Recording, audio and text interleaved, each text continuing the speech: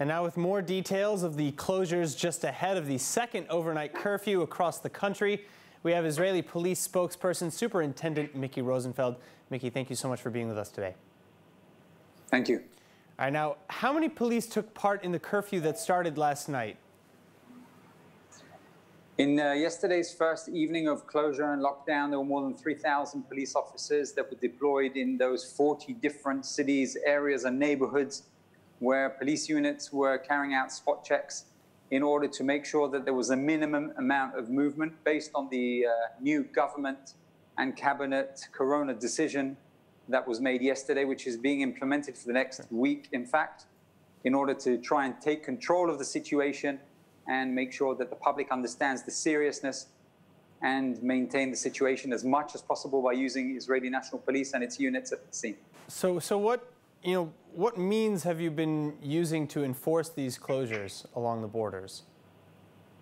Well, there were police officers that shut down different areas, which were in fact shut down both by police cars, as well as a lot of activity inside the different neighborhoods as well, preventing people from coming and going. The idea is, in those specific areas where the numbers are so incredibly high, our officers are at the scene asking people where they're coming, where they're going, where they're meant to be, and making sure that the individuals themselves, I'm talking about the majority of the public who need to be inside those areas during the evening, are in fact at home where they should be. And the reason for this being is that when we've looked back over the last 2 days, and in fact looked back over almost a week, we've seen the incredible number of people that have been affected by COVID-19 due to the fact that people have been gathering both at weddings as well as in different areas within the cities themselves.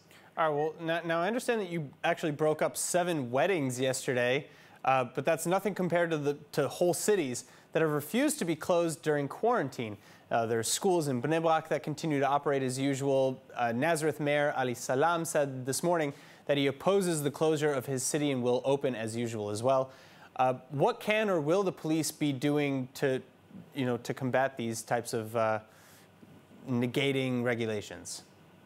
Well, together with the public, we're now at a new situation and a new phase. We want to make sure that the numbers will go down as quick as possible and as much as possible in order to prevent the hospitals from being filled, those specific wards where if the numbers go high and there won't be enough equipment, then we're going to have some serious problems. And unfortunately, the number of people that will die from COVID-19 will be incredibly high. So we're coordinating, back to your question, we're coordinating first of all with the leaders of the different communities to understand the new rules and regulations and to try and make sure that we're messaging to the public together with the leaders of the mayors and the councils of the importance of staying home and staying in those specific areas. Of course, people are allowed to move around for a number of different reasons, such as essentials, going to the hospitals, doctors, and other essential needs if they need that. All right, and what about for the holidays? Are you planning to impose any holiday lockdowns? Have you received any word of that yet? Well, as of now, we're taking things day by day. We're waiting for the cabinet to make their final decisions, which will probably be in another couple of days, about what will happen for the festivals. But the Israeli National Police are ready to implement more new rules and regulations if necessary, including a full lockdown across the country. All right, Superintendent Mickey Rosenfeld, thank you so much for being with us. Thank you.